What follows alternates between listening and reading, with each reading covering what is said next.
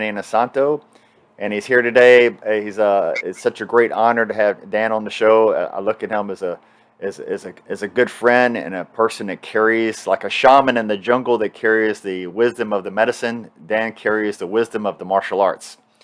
And so today we present to you Dan Inosanto. And my first question to Dan today is, those of you who don't know who Dan is, we're going to say, who is Danny Inosanto? So Dan, all yours, sir.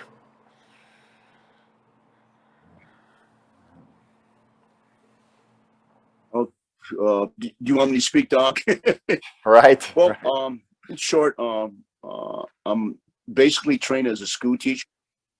I taught public school for 25 years. In the martial arts, I was lucky enough to hook up Ed, who was the father of Kempo Karate in the United States.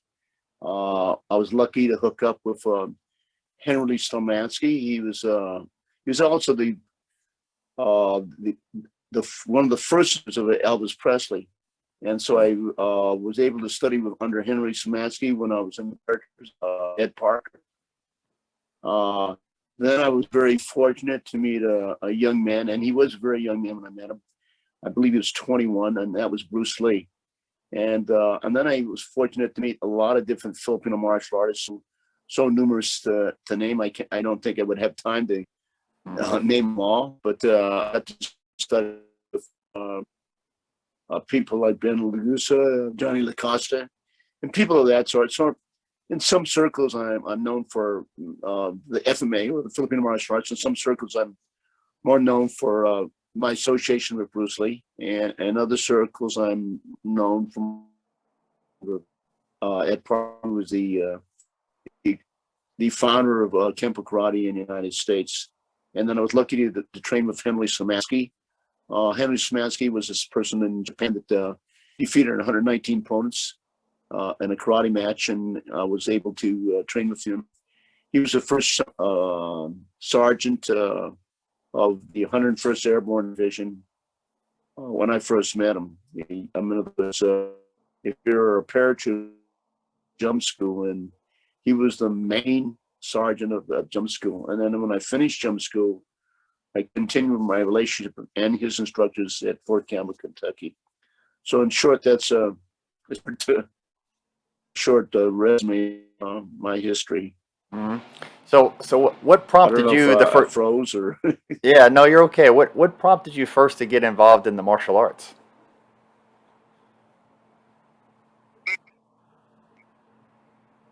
uh, I was as a little child right after World War II. So I placed it around 1946. My uncle came back, the first Philippine infantry, World War II, and he lived with me. And so he taught me what was known as jiu-jitsu, Japanese jiu-jitsu, and judo, and an art called Te. At that time became known as Okinawan. People started calling it karate, but the Americans call it karate or karate. Mhm. So he was my first teacher. And Mm. I was very fortunate right after World War II. The Japanese were coming back from the intern. Next door neighbor was Dukyo Shimura, and he's a local Jew in California. So those are my Mhm. uh, So you said the three arts, Dan: judo, jujitsu, and Okinawan karate. Your three first arts. okay. They didn't call it karate yet. They just said Okinawan Te. That's a Okinawan term, te, and then later on, known as karate, or the karate. Americans pronounce karate Okinawan Te. Te meaning hand. So he Hmm. was the first one of the teachers. Then, as I was very lucky. I had this my next door neighbor who, the Japanese were coming back from the internment camp, so he moved next door to me, and he was the local judo teacher. So I went into judo at that time also, Hmm. in and out, sometimes practicing a lot and sometimes not practicing a lot, depending on the activities I had when I was growing up. Yeah. What kind of conditioning Um, did they do um, back in those days? we do in the judo. We did a lot of rolling, a lot of falling. uh, a lot of what you call sort of like we would randori, and then we would do the kata practice, practicing each other's throw, and it was very good discipline. Mm, And that's basically what we at that time what we were taught. mm. Uh, Did Different they people start? taught me. Did they start a certain I regimen don't know of if was food or eating a priority in those days of how to eat to train back in those well, days?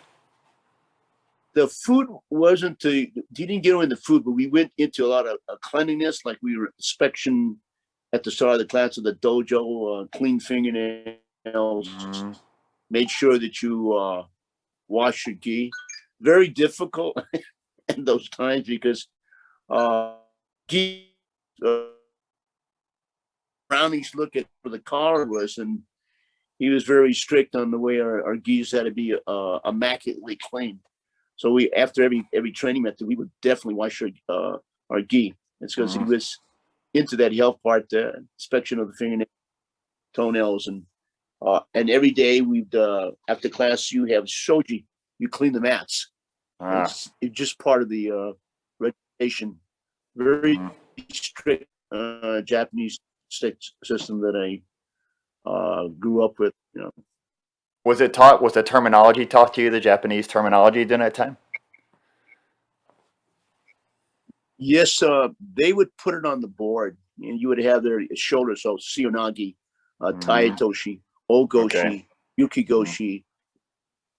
Everything was put on the board, and then we were taught that. And he was very strict. Before we could move from one throw to the next throw, we mm, had to learn that thing very properly. And then a lot of hold down, oshikomi. We just held the person down. The person probably tried to get out, and object was to hold him down for 30 seconds. So I came up through a very strict Japanese system. That's really the an Okinawan system. My uncle, as I said, taught me Okinawan Te, and first time I saw it, my first kicks were learning in. It's funny, my first kicks were learned in jujitsu, mm. uh, Yeah, how about that? and then elaborate is karate, but we were taught kicks. You know, we were taught self defense movements, and that's basically. And then my uncle would have these. I remember he gave me these old Japanese books on jiu-jitsu, which I remember still looking for it because I found it interesting. They had all the hold downs and all the throws in the book. Wow. Yeah. It was in Japanese. And I wish I could find that because when you move away from home and come back and Then usually you can't find them find again. it. Did he mention? Now this Oh, has always been my question because my original art was Japanese jiu-jitsu as well. Is did he mention how many systems of jiu-jitsu was still around during that era? uh, yes, she did. And I can't even remember. All I remember that they call it Tay. So they had so many different methods of judo. I know that just the systems are different if it comes from one from actually depending on what part of Japan you come from, they teach it a little bit differently. Different from Mm, Kodokan. mm, Judaro Kano, I think what he did was kind of combine all the different jujitsu systems, and he created judo from it, which was more sport oriented, but still very very efficient. mm. Yeah. And so were they taught also, like I know some instructors back in that era were also taught a lot of how to take care of injuries. Were your instructors versed in that area, how to take care of any kind of trauma you get? Hey, I didn't go through that. I later went through that with in the FMA arts or the Filipino martial arts. Hmm. At that time, I think I was probably too young because when I trained with him it was right after World War II, so it's like Hmm. 46. So I think I was like 9 or 10. Okay. But no, I know when they had injuries, they would massage it a lot. You know, they would Hmm. massage it with some kind of oil, and that's what I remember about the healing arts. I didn't really get into people working on me until I got into the FMA because my instructors were, oh, the guy that taught me the FMA was one of them was Sam Tendencia, and he did this ancient Filipino art called hilo, but he mixed it with a lot of the things he learned in Japan, like shiatsu and things like that. He would work on me. Hmm. He was helped me when I had this neck injury, and went to several doctors and they didn't seem to help me. And what he did is he says, I can fix it in 2 sessions. Of course, I didn't believe him, and he worked on me, and I was able to continue my martial art training through that. Wow. Wow. Yeah, shiatsu is the first. Actually, me studying a lot of the medical information, especially from the old days. The very first art I was taught was shiatsu, by the way, the finger pressure Oh, techniques. Yeah. well, you're an amazing man. I could Thank you, be Dan. heads under you. I think you're amazing. Well, if I was there right now, I'd be working on you right now, I'm sure. But I, yeah, that's I think it's a really integral part. If you don't have that part, I noticed that my best teachers were both a combination of healer hmm, and martial artists. It's sort of side by side. The better hmm, ones always were were efficient in the healing part as well as the destroying. They used to say, if you learn how to destroy, you must learn how to heal. So a correct. lot of the healing That's what I arts. said. Hmm, Uh, in fact, if I didn't meet Sam Tendentia, probably I wouldn't have been able to continue on, because I went to several Western doctors and it didn't seem to help. And hmm, I think I had what they call a pinched nerve someplace in the neck, and hmm, he did it through manipulation of his hands, which I hmm, thought was very fascinating. He hmm, passed away about 10 years ago, I think now, Sam Tendentia, hmm. but he was a good healer. Do you feel like today that that's missing a lot in martial arts schools, so the teachers aren't versed in how to take care of the old trauma with their own hands anymore? Absolutely. Some of them are they're good in the martial aspect, but as far as retaining the body, they're not. A lot of people have not been trained in that, so they're not. If you're very fortunate to have a teacher, no matter what, if it's an or a Chinese martial art, you're very fortunate if your teacher is both educated in the healing arts as well as they call it I think Dr. G called it the three. I think to hurt, and I can't remember the third A, and hurt and heal Hurt and and heal. harmonize. I think Hmm, that's the Dr. G said. You hmm. know, Dr. G, Dr. G. Yeah. he taught me Bondo. Hmm, So he taught me that. And Bondo is he'd have a lot of sessions. Like he would take he would start off and this is the staff art, and then he would show you how you can use the staff as exercise, how to hmm, roll it on your body. So he taught me how to massage my staff from different parts of the body. hmm. It's very a unique man. I think he's now he must be 86 now. I think Dr. G, maybe Okay. even older. But he always stressed that you want to harmonize, you want to heal, and then hurt. Those are the three H's of Bondo that he always Hmm. stressed with us. Yeah, I feel like Bondo is very interesting art. Eric and I have talked about this a lot. We're really the highest level of martial arts should be the healing, because if you can understand how to heal the body, you definitely understand how to hurt the body. Yeah, definitely learn how to destroy it. Right? He's good with his hands too, Eric Paulson. I think he's got good Eric should have hands. been some kind of doctor. He's very good. Me being a chiropractor, as soon as I see Eric, first thing I do is I turn around going, "Hey, adjust my back." Yes, he's very good with his hands working on the body. Some kind of people have a kind of a natural knack for it. And I think you can Yeah, be they do. educated. Some people have a kind of a natural way to do it. So they're very fortunate. I think that's a gift from the creator. I think that when you have that ability to do it. Yeah. So Dan, was there ever a part of your life that really, a part of your training from the past that really that changed your life? Something that opened some kind of door for you in some way? Um, well, I think every instructor I've trained under gave me something that I could use. But there are I look upon I think instructor who's balanced. I think people like Tendentia. Uh, he because he had the healing arts, it just made the martial art more understandable to me. And I think the better, like Lacasa, he was also a healer. To this day, I don't know what he was doing. He would massage my body on my arms, he would take this liniment, and I don't, to this day, I don't know. And then he would say a prayer over it. Really? Yeah. Yeah. How about that? So he sort of connected, you know, to this day. His sister is a student of La Casa, but she was into the healing arts, and she wasn't really into the martial art part of it. So La Casa was her teacher in the healing arts. But I didn't really get into the healing arts. I regret it now that I didn't.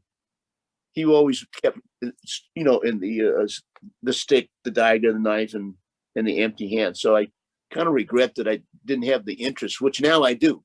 But at that time, you know, I think I was mature enough to see the value, and I went to other people when I needed the treatment. But definitely, that's a really integral part. Yeah, I Without think it's the that, you missing. can't I really even think that's the continue. missing part, Dan. That's the part instructors should have.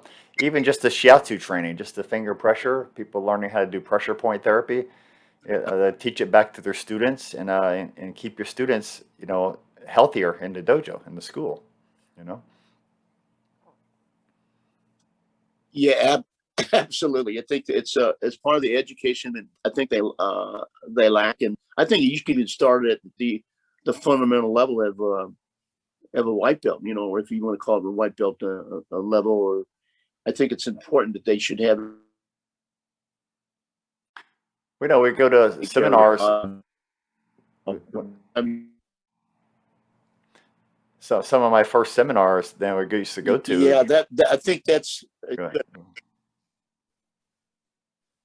go ahead, Dan. did you? I don't know if you're freezing. Yeah, I lost you for just a Can you second. still hear me? Hear Yeah, I me? hear you fine. Do you mind repeating that last phrase you just Yeah, said? yeah. Oh, I liked. I wish all teachers would do that. Do something, even at the elementary form, of how to take care of the body. Because without the body, you can't do the martial arts. I think it's a must. I think you want to do something physically for your body. That's the martial part. I think even how to the healing part. I think is very, very important, which is left out really in a lot of different systems. Even at the elementary level, we should learn. I think people. Because Dan, back when I was younger, going through the martial arts, is we'd have the seminar, and the last 30 minutes an hour we spent working on each other. That's how we were first taught in the old Japanese system. We'd actually lay down on the floor at the end of the seminar and all worked on each other.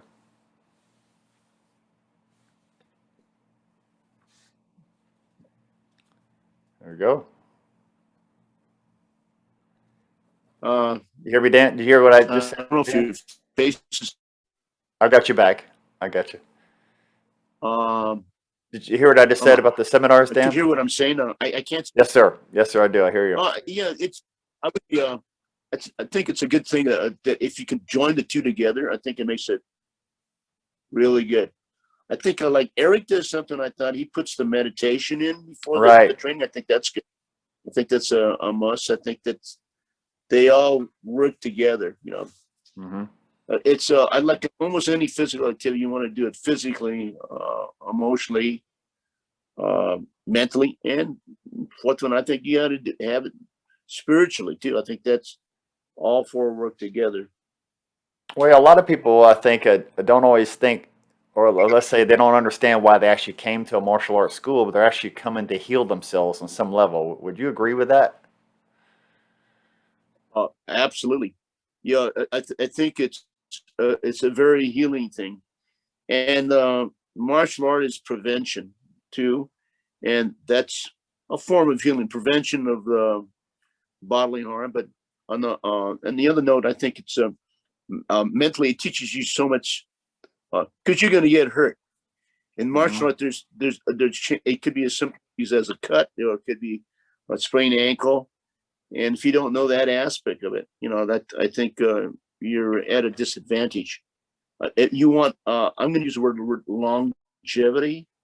I think you need longevity in the martial art. I think you have to be educated how to train your body, and I think at every decade maybe every 5 years. Also, you have to learn how to train your body, educate your body, and heal your body when you're in your 30s and Mhm. when you're in your 40s and your Mhm. 50s and 60s, because your body is different, and you have to know how to train the body.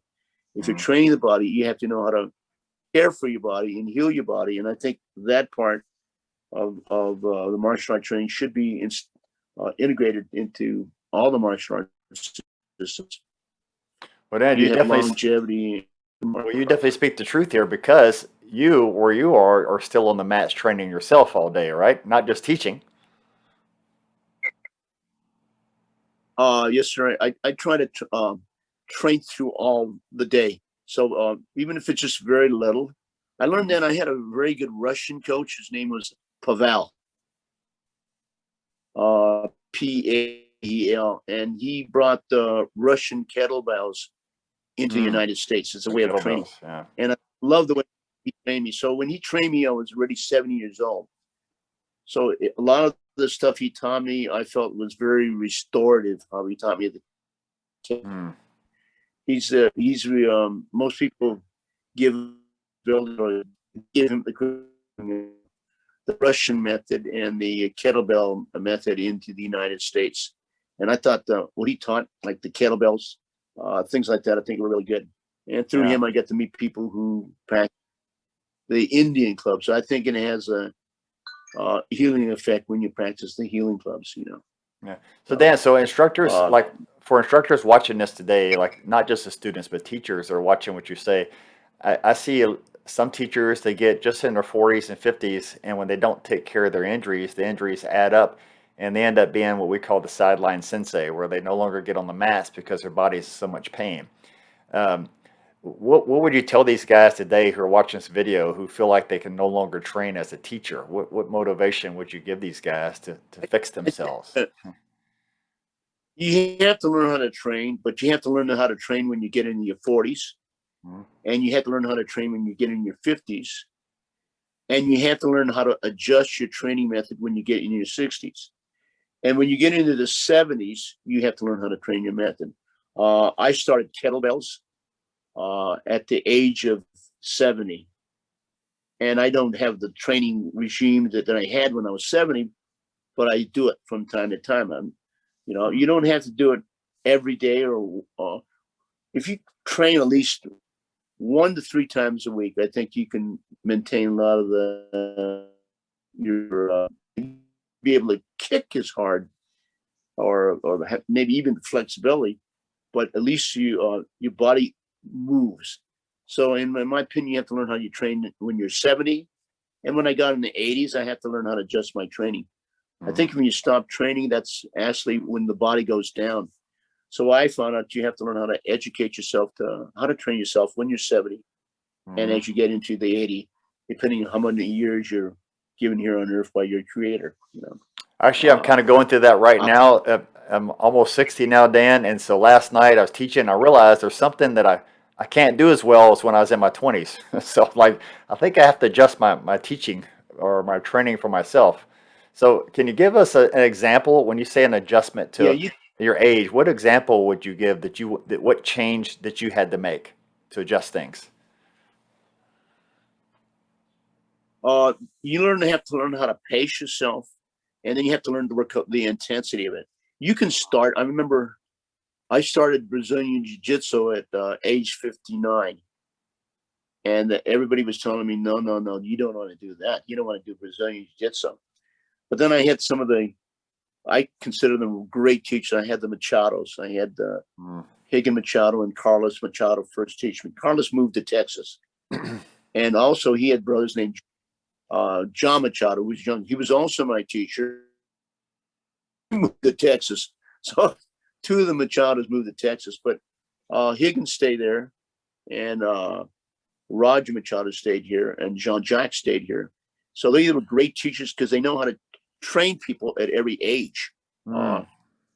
Very important. I'm really glad people were lecturing me, saying, no, you don't want to train like that, particularly at 59. You don't want to start jujitsu. And I found it really helped it helped my back. Mm. I think just moving around, just the side escape alone was very for me was really, really, really a blessing. It it just sort of stretch your back out and warm your body. It's like I'd say that definitely you should know how to train your body, and you have you and you yourself. You're the only person that knows your body, so you know yourself how to push and when not to push. But definitely, I highly recommend it. I started kettlebells at age 70, Mm-hmm. and people would know, and I thought that was a plus for me learning kettlebells Mm-hmm. under Pavel. So I think definitely just you have to know how do you train your body at that when you're 40, 50, 60s, all the way up in the 70s. And I still do that when I'm 80. I may not, you have to know how to pace yourself. Mm-hmm. It's just like eating. You can eat a lot, but as you get older, sometimes I think you have to learn how to eat. Mm-hmm. What portion is good for you at each level? Even food I combining, don't know what if foods go well together, yeah, that's food combining is something I'm still learning, and then Mm-hmm. and I think it might even be different for every individual, because everyone's going to lecture you, but it still is you got to find out what works for your body because I think everybody is uniquely different. You know, Mm-hmm. there are general rules. I kind of listen to everybody, and then you have to format and your body will tell you what foods work well for you. I think. Mm-hmm. I'm still in the process of learning what's good for me, what's not that. You Dan, can one go thing off that what one thing with you, I noticed like other instructors I know who've been around for a while and are still out there, not just teaching but also still training, is you never stop learning. Like you said, you picked up Brazilian Jiu Jitsu later. You never stop learning a new I, system, and this is really. I look at you and I was like, oh wow, that's why I really respect and honor you because you never stopped learning. So very important aspect, I'm sure, right? I think you want to keep what I call white belt. Yeah, I think if you keep the white belt mentality when you're young, when you're a Hmm. white belt, you have the interest, you have the drive. So if you can stay like a white belt all your life, because you're always a white belt in something, Well, that means you got to let go of and the ego, right? yeah, you kind of learn from everybody, I think, and you get different Hmm. ideas, uh, and you put it together. Just like your diet's different. I think you change your diet several times. It's experimentation, but Hmm. I tell my students you want to keep the white belt mentality because when you keep the white belt mentality, Very good. there you want to learn and you learn from others, and Hmm. and it helps you. Uh, and the enthusiasm when you're a white belt is really good. But sometimes when you get to the Hmm. black belt, you become what's the word I want? Complacent. Complacent, right? And once I think once you become a black belt, it's a thing where it's not that you know everything, you know what you don't know and what you need Right. to know and what you should know. I would agree with Finally, that. I think I think it gets to that stage where it's you get very smart at the black belt level because you realize the things you learn as a white belt were really important. You know? Hmm. And I think when you stop, that's when your body will go down. If you don't move, the body was meant to be Yes. moved. It's meant to be exercised, and I think it all goes around of just being balanced. Mhm. But I Uh, agree. If you as soon as you stop, because one time I took off a month from training and I hurt more during that month when I stopped training. Just I thought, well, I get rid of the inflammation in my body. But really, I don't think you ever should stop training. You should just, like you say, pace yourself, maybe lower the intensity, and just go through technique and not get a lot of inflammation back in your body to let it heal. You know. Absolutely. I think Pavel told me something very interesting. Even if you stop, he says you put the kettlebell. You're working on the computer or whatever your job is, and you see the kettlebell. You do a couple of swings, and then you go back to your work. And throughout the day, you see the kettlebell again. You pick it up. Right. You might do some squats with it, and you go back to work. And he says just put it by the doorway. And he's absolutely right. You can exercise throughout the day and Mhm. go back to your regular work. So sometimes you might have a piece of apparatus. It could be the I like to use the yoga wheel or the ab wheel when you roll it out. Mm-hmm. but some days you feel a bit more energetic, and then you just go by there, just roll out 10 times throughout the day. It adds up, and so you have a Mm-hmm. workout. You can work out through the entire day, Mm-hmm. or you can set a time. Gone are the days when you're young, when you spend 2 or 3 hours in the gym lifting. I don't think that. I think the best way is just you just exercise throughout the day. Stretch a little bit here, stretch a little bit here, go on with your work, depending on Mm-hmm. what your job is, and I think That's that's very you. important, Dan, what you're saying. I agree with, me being the doctor has been almost 30 years in practice now. As I watch people over the years, from martial artists to the average person, and really to stop doing, just to let people go, I'm just gonna stop everything, let my body to heal. I really don't see that the best method. I see, like you're saying, just do a little bit every day, which your body allows you. And what I have found personally is every person who's got a lot of inflammation pain is have a morning routine where they get up in the morning, and even if you just do a couple moves, 3 moves, as soon as you wake up, half a lemon and some water, drink that down, maybe a little cayenne in it, and I have them do 3 movements. And even if they have a lot of pain, just do these 3 movements, and you've done something that day to motivate you. So that's very important what you're saying. No, the 3 things I do when I first get up, I have my time with the Creator. I Mm, I don't step out the I don't step out of my room unless I have my time with my Creator. And then mm, I usually have this bottle. It's mm. water and lemon, and my students taught me that is they go, girl, you don't drink enough water. So it's my students that educated me. I need to drink water. And Mm, since water never tastes good to me, I always put lemon in it so mm. I can get a glass of Excellent. water. That's my day. But Mm. before that day, it's prayer, and Prayer. then I continue my day. Well, that's really what that morning time is Well, for. It's not for between you and the Creator. You begin your day in your prayer, your meditation, whatever you're doing. It's your time between you and Creator. Very important. yeah, I believe it. I like I said, I will not step out of the house to start my day. That's first. The water is second, and I really got to learn how to get that water. Sometimes I'm very forgetful on that part, but majority of the days I drink this water, and it has a lemon. If I can't find that, they have these bottles now. It's very interesting. It's all lemon. It's a one whole lemon. Good. I got one right over here. I'm Yeah. not trying to sell this, but it's this one here.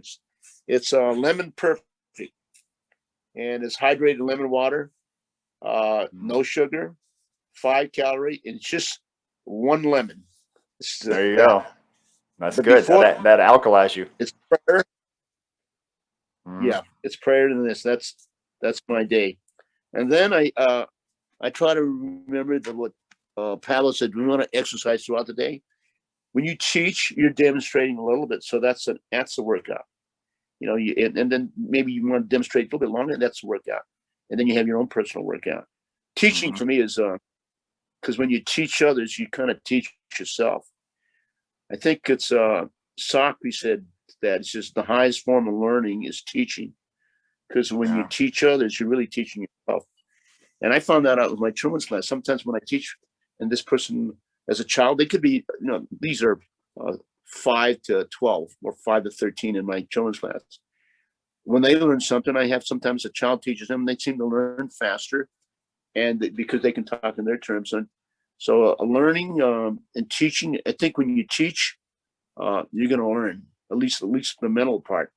Mm. But when you do it, stay a little bit longer in your demonstration, and then it helps. Then you have your own personal workout. Now, teaching is, to me, I think it's one of the most noblest art. I think I had the privilege of working under a man who was called the Grand Man of Football. His name was Amos Alonzo Stagg. If you look him up, so Amos Alonzo Stagg was when he trained me, he was just turned 90 and 91. So Mm. he trained me when he was 90 and 91. Wow. He advised me football team. And our coach all just said, this is Amos Alonzo Stagg. He's the innovator of American football. He invented the huddle. He invented the different types of formation. He invented the tackling dummy, the batting cage. This guy was brilliant. And he retired in Stockton, California. He had a great coaching career in Chicago as a great coach. He never swore on the football field when I played under him. Always stern voice, but never yelled, never sweared. He's very unusual for some coaches, right? Right. But if you look him up, you will be, I think, 25 innovations. Oh, the reason why we wear numbers in the football jerseys and basketball jerseys and baseball jerseys, the numbers, because Amos Alonzo Stagg said, let's put numbers on the football jerseys and the basketball.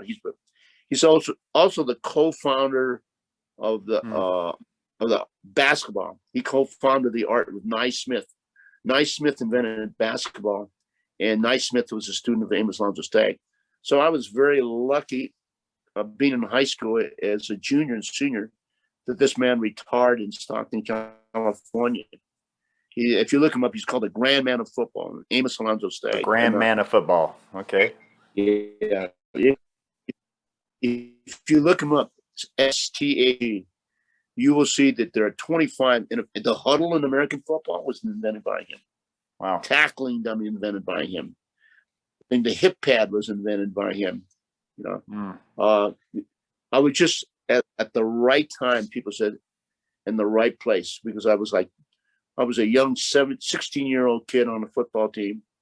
And he was, so at 16 and a 17-year-old, he was the advisory coach he wasn't our high football coach. He was the advisory coach. And this man is, people have asked me, so who was the most influential figure for you? And I said, well, obviously Bruce Lee was, but I said, maybe even more so than Bruce Lee was this man named Amos.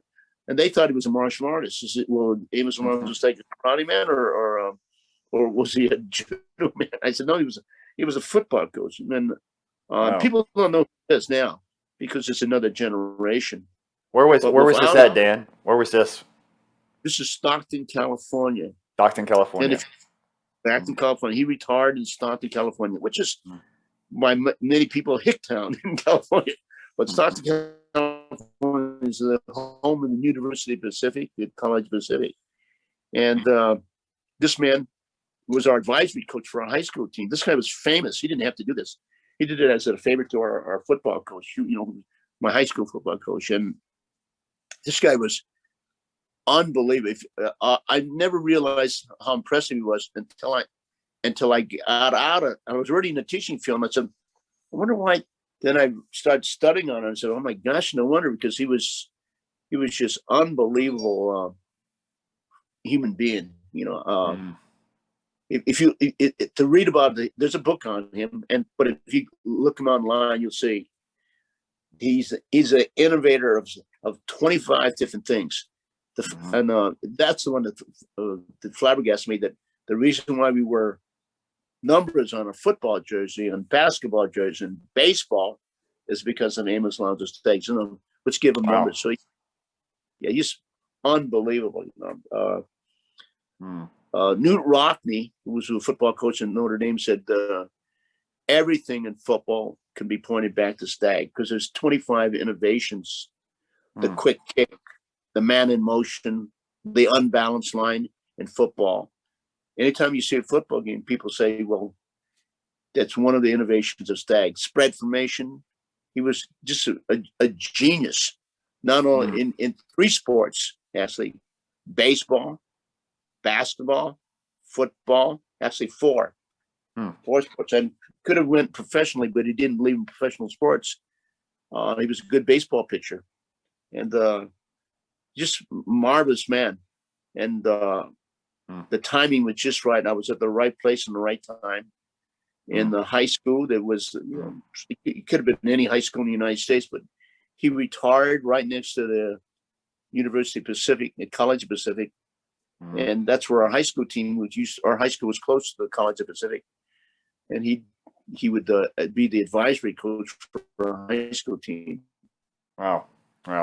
So Dan, you want to look, and you will I'll amazed, have to go look him up. I will. And those out there watching, look him up because obviously, if this had such an influence on Dan, it is something we all probably should look up and read about ourselves. Dan, I'd like to change. We're getting towards the end here, and I know you got a busy day ahead of you and your training and kettlebells, whatever you got coming next. But where do you see the future of martial arts going in the world today? And of course, where would you like I, to see it go? Also, I would like to. I personally think that martial arts unite people. I personally think that martial art, in other words, it gave an appreciation for other cultures. And when you study Chinese kung fu, you appreciate the Chinese culture. When hmm you study Japanese, you appreciate sometimes the Japanese culture. If you study like the newest thing was the Brazilians bringing over Brazilian Jiu-Jitsu, you appreciate a little bit of the culture. So I think uh, training in the martial art, you have an appreciation where that martial art is from, whether it's hmm capoeira. If you learn Russian sambo, you appreciate a little bit something of Russia. I think, I think training in the martial art, you get an appreciation for the culture. And if you have an appreciation for different culture, I personally think it brings people together because they get to understand culture where it's from. So I think that's pretty much my belief pattern is that the picture froze. I hope you Yeah, got it's across. okay. I think So it's almost like it could be a college course where people could take a course in martial art history as well, huh? For cultural reasons. I think there's a thing called hopology, HOPOLOGY. It's a Apologies. study of martial art history Hmm. because every culture had a martial art. Some became a little bit more famous in some cultures. So it's a culture of mankind going through this, and I think martial art in general. I like to believe that it's has a loftier idea that it really brings people together and rather than people separate. hmm So I think that part's really good. I think you're constantly on the road, constantly learning. hmm I mean, I don't think there isn't a day that I haven't learned something new and something either uh, Wow. of physical or you're refining the emotion. Like Eric Paulson, he's a good example of that. You give him three things, and he'll develop maybe six more things from that thing. I think I think what he does hmm is pretty amazing. So I like I said, I kind of like being a student. I think I don't think when you teach, you want to be a student too, because when you teach it, the teaching helps you become a student, and the student obviously, if you're a good student, it helps you become a good teacher. So I don't know if I'm beating around the bush, but this is my No, but it's good. philosophy. It's good. But you said something very important earlier, Dan, about when you're teaching. Like my school, I have from young kids, I have to older students. So when I get someone coming in, like I have an older gentleman, he can't get on the ground very good, can't move, but his hands move. And so as an instructor, you learn to adapt your training to teach the individual around their abilities, finding their strengths or weaknesses. And so like you said, at every age you have to adapt yourself. And so by me teaching some of these older people, I'm finding out with myself how to adapt myself by what I've been teaching. So it's a learning principle every day, like you say. Absolutely, that's they match each other, hmm and a teacher has to stay a student, and a student should strive to become a teacher. And I think it's a round robin thing. I agree. You're always, you're always a student, I think, and always I think the teacher. I think they complement each other. I think the hmm back. I think it's been a wonderful ride for me. I'm so happy that I mean, to live this long because hmm as you get older, you lose friends when you get 50, you lose friends when you get 60, Yeah. and you lose when you get 70, and then in the 80, you lose your friends too. What's hard is when you're older and you lose friends when they're 50 and 60. I find that for me, that's the Mm. hardest. But Yeah. it's So, uh, so I'm in the future, grateful for the life. It's not perfect. Right. I But think Dan, we're constantly so for the learning. future, so for the future, really, for those watching out here, where would you like to see the industry go? Where would you, what improvements could happen to the martial art world to keep it something that's been something so special to you and I?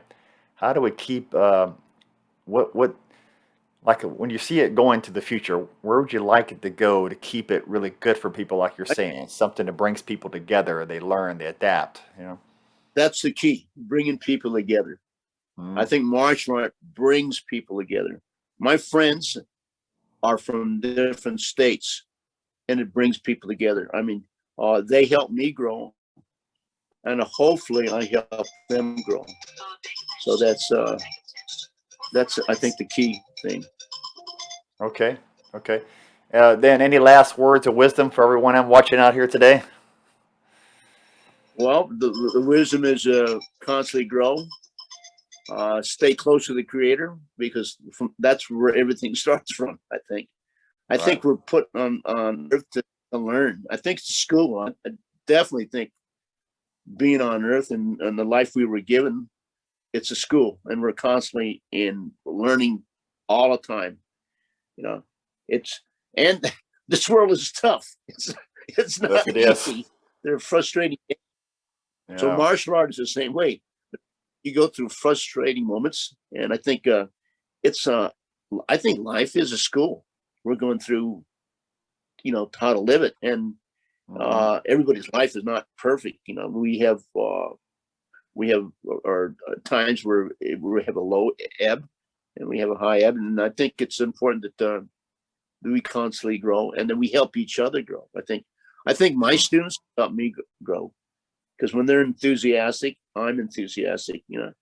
And we're constantly looking for better ways to improve ourselves, physically, motion wise, obviously mentally, obviously emotionally. And I really think it is spiritual growth too when we train Of in course. martial arts. Mhm. Very much so. All right. But Well, Dan, thank really you so enjoyed. much. Yeah, I really Thank you, enjoyed. sir. I mean, it took us a while. It took us a while to get ready for this interview today. And please tell your wife, your lovely wife, thank you. I know she's a great manager. She's doing it. If you're where you are today, obviously Okay. she's doing an excellent job, right? And guys, Uh, thank everybody for yes, watching indeed. today. She's the- What, what's that, Dan? and thank you so much for no, thank you so much for having me. I really appreciate it. And Thank Dan, you so much. I want to put up one picture for us today. I'm happy to say I feel like I'm the one person who has one picture that I actually see you smiling in, and it's this one. You see that, Dan? Thank I've never seen thank you. I've never seen Dan smile in pictures Oh a whole wow, lot, guys. I'm so proud that I that's got a picture of him. What's that, Dan? that's what you worked on me. That's great. That's right after your Fantastic. session. Thank you Yes. so much for showing me that. Yeah, yeah. And Oh wow, thank and I you have much. and I have one more. Let's see if I can find it here. Wow, that's a great Uh, picture. I have one more. Okay, I don't know where it went. Anyway, I wanted to show you that picture, Dan, because I had that, and I had there was one more that day. Let's see if I can find it here. Not that one. That's our video training together. There. We had the whole group together there for your workout that day. Oh wow, And Robert Avilas, you see, he's now deceased. And you have Kathy Long, and then you, and then my wife. There's my manager. wow. Yeah. He great. I mean, Avila was such a great player on his instrument. It's so I'm beautiful to trying listen to. to the music. And our training we had that day. Okay.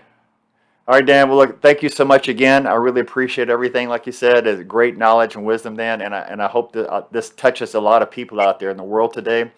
And look up the references Dan refers to, because obviously very influential people have gone before us.